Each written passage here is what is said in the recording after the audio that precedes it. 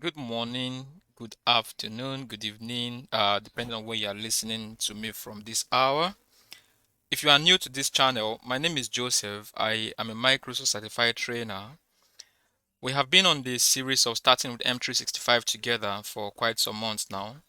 So at this time, we want to continue from where we stopped the last time. In the last video, we discussed about Microsoft 365 admin roles, right? And that was what is called directory role, in the sense that when you give that role to a user, then the user has access to the entire directory. Okay.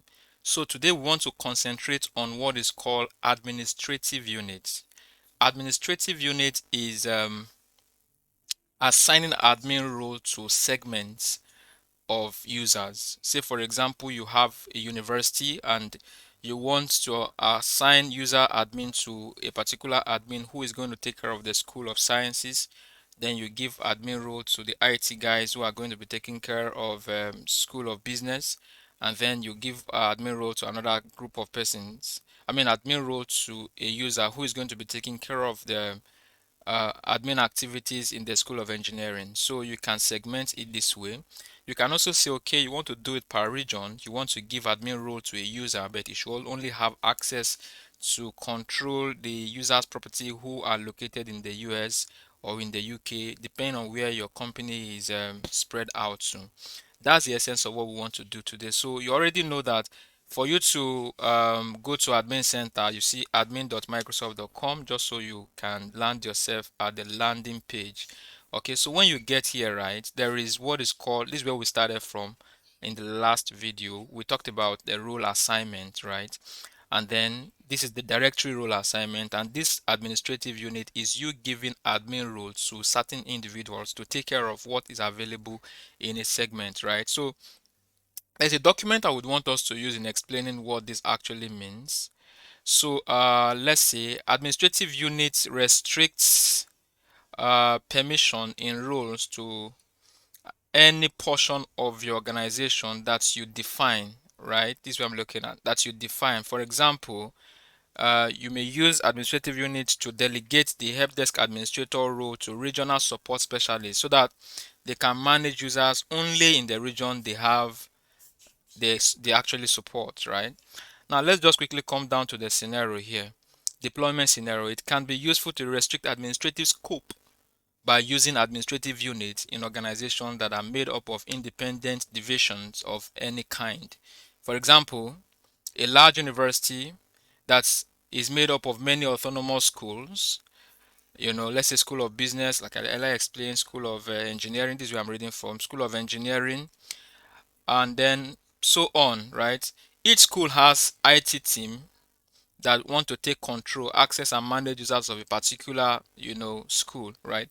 That is where admin unit is now very important. So if you look at this picture that is used to explain this below, you have different schools, and then you have these three admin guys. They are only working on this place, but they cannot access the users or computers in this other admin units, right? I mean, yeah, the other admin units. So now, how do we even create these segments and assign admins to the different segments? I used to have one here, but I'll just start one from the scratch just so we can all do it together. Let's say we are using the idea of school again. Let's just say we are doing School of Social Science. Let's say School of, no, let's even do School of Science. School of, what's this? Yeah, of Science. Okay, so we can give the description is a unit that has to do with those in School of Science only. So we do next. Now we can add up to 20 users at a go, or we can use CSV to bring them up. Look at it. We can, okay, let's read this together. Let me just highlight it so that you can see this. The administrator assigned to this unit will manage the setting for the users and group. Adding groups doesn't add user to the unit. It lets the assigned admin manage the group settings. You can only add up to 20 members individually, or you can bulk upload up to 200 users. If you need to add more, you can edit the unit and then you can add them. So you need to take care of this information here. This is very important to you, okay, and to me as well. So let's say we want to add someone to this group, right? So we click, yeah, of course, want to add someone. So we click on add user, and then we can, that School of Science, we may just add this person, maybe this guy. Um, let's just scroll down. I don't have many users here, right? Let's just say this user, and then this user is added to that admin, added to the administrative unit, right? Okay, so the next thing we want to do is who is going to manage this guy, right? Is the next question. Who is going to manage this guy? And which admin role do you want to give to the user whom you want to manage these guys? So let's just say user admin, because user admin can do a lot, right? Let's say we want to just give this user admin. Now what we do is we click on assign, and then we click on add user. So what we can do, search for and select up to 20 users that you can give this role. I want to give the role, that admin role, to Bulus. Let's try that, and then we close, right? Okay. Now that that has been given to him, we do next, and then we review. It's just telling us that the name of the admin unit is School of Science, and then we have not given any description. It has 4 members, and the admin is this guy, so that when this guy signs in, he's going to see those guys in his admin unit. Just so you see something, right? Before you give that admin role to this guy, let me show you Bolus here. So let me come and load up. So let me look at something down below here. You can see that we do not have any role here, right? Do we? Showing up for him here. We will not have anything here showing up for him, because whatever that is going to show up here is the directory admin role. But this guy has been given admin access already for him to administer those in the School of Science. So try to understand what we're trying to say. Now, if you go to, that's one way to create admin role and adding users to it. Before we go on to signing as these users who are managers or admins of those roles, of those units, I would want us to confirm that there is one user here who does not have an admin role in the directory.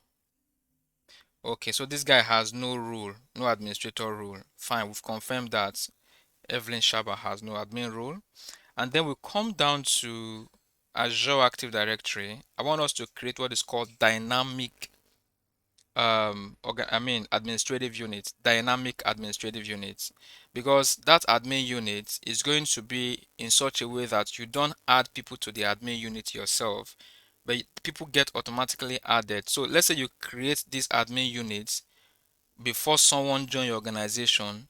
If you set it by department, as soon as you set the department for the person to be school of this, the person just falls into that place immediately. So that's what it's called, you know, dynamic membership type. Say for example, you are using the query to be country or region, right?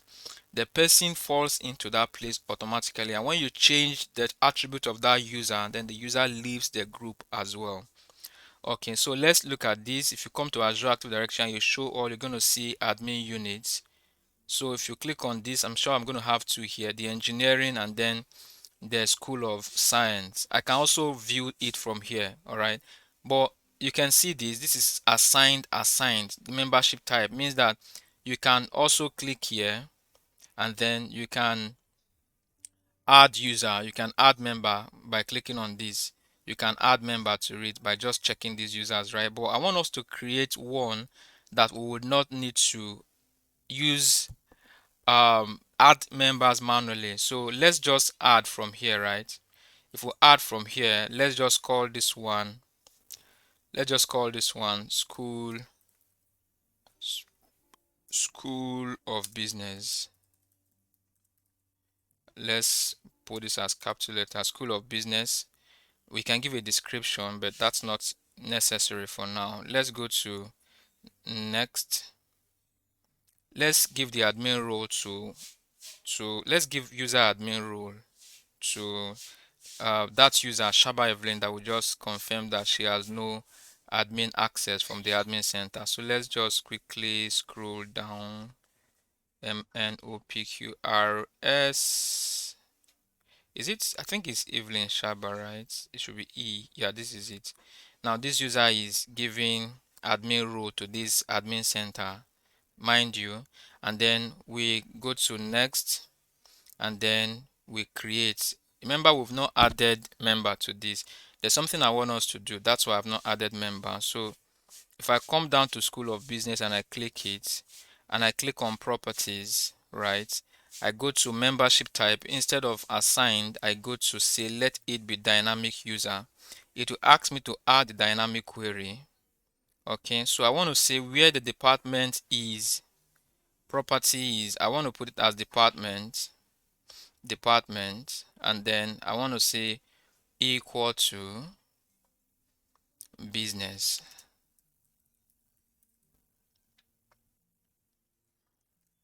Business, right?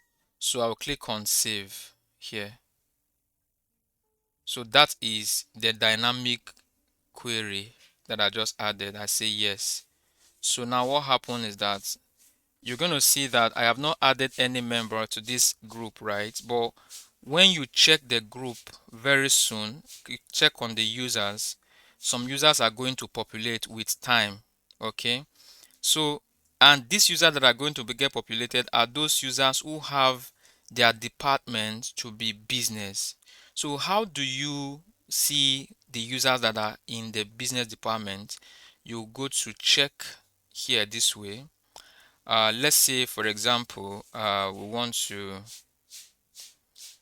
check maybe this person to see if is in the business department. So we just come down to manage contact information. We can also do that from Azure as well, but I just want us to show you from here first. Manage contact information, not manage phone number actually. So let's scroll down. Yeah, sure. See departments here, and it is business. Okay, so I'm expecting this person and other people who have departments to automatically get added to this group. Now let's see. First off, let's just go to active users first, and then all users. Then I want to just confirm from just hold on. I want to just confirm from Deborah here, just so you can see the attributes of any user. Anyway, if I click on this user, for example, I want to see the attribute of this user. I just look at displays. So membership type, identity, group, and all of those. Come down. Click on this property. Let me see where those ones are going to come up.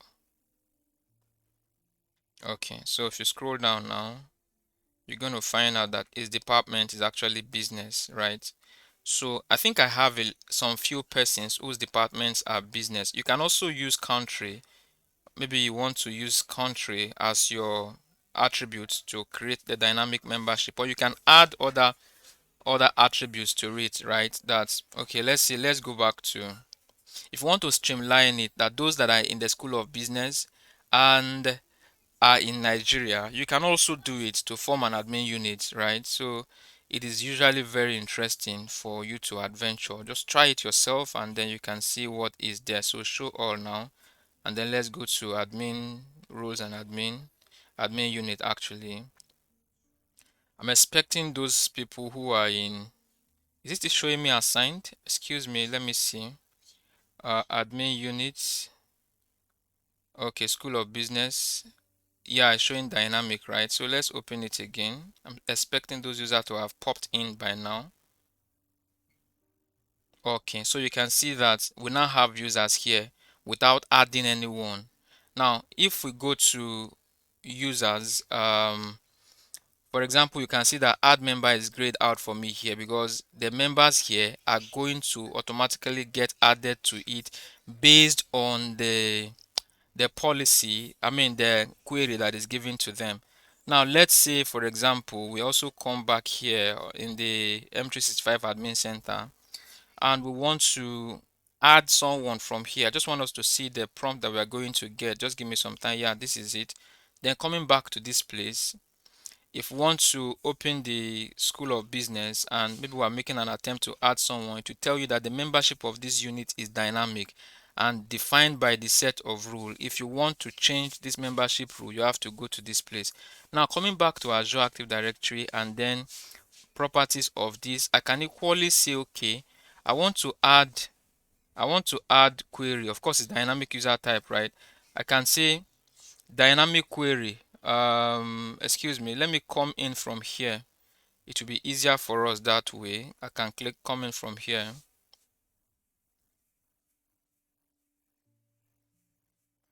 Okay, so that's loading up. Let's wait.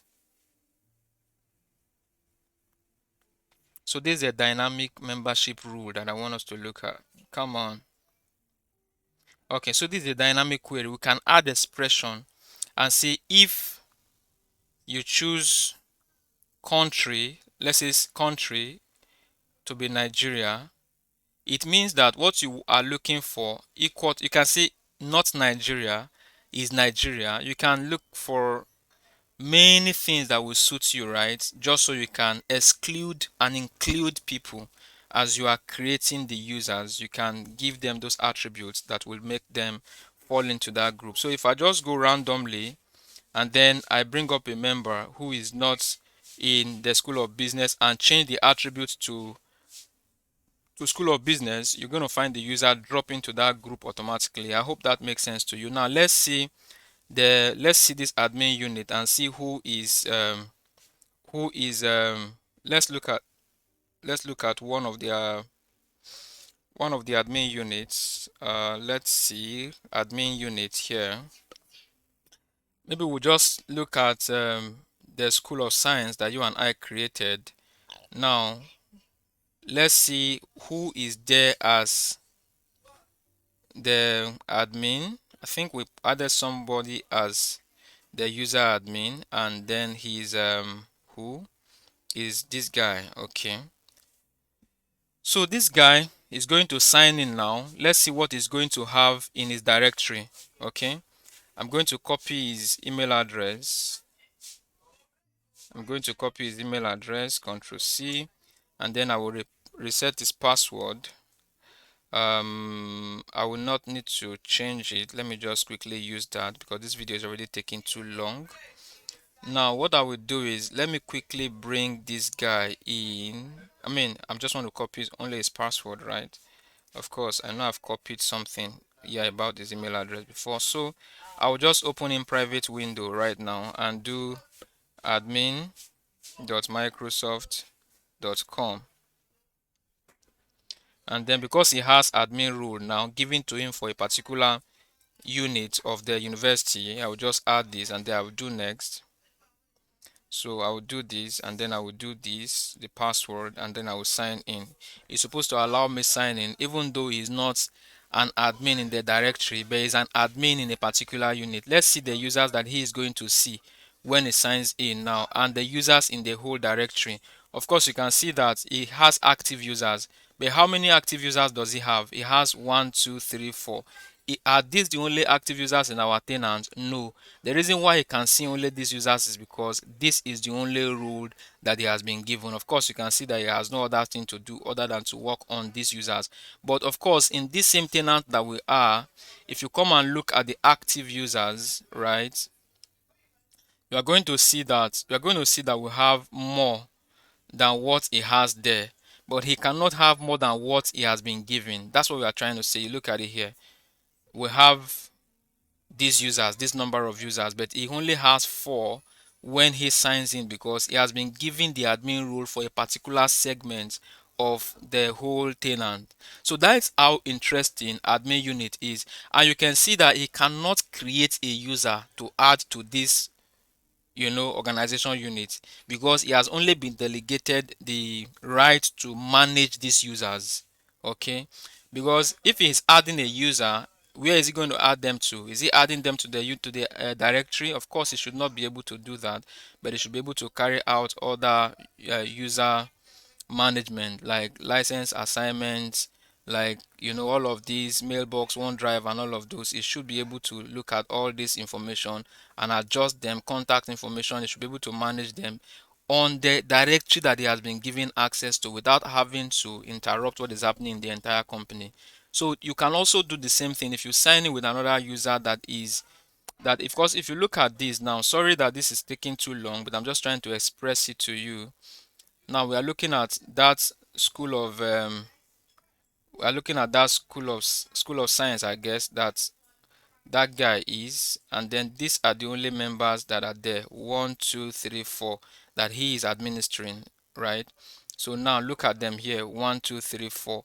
If I come back here and I add a user to this unit, let's say I bring up another user to this unit, it's going to also now count as member of that. Let's say we are adding this guy, we add this guy to that unit. It's going to count for him now as a new member added to his own administrative unit, for him to work on the user's attributes, but it cannot create.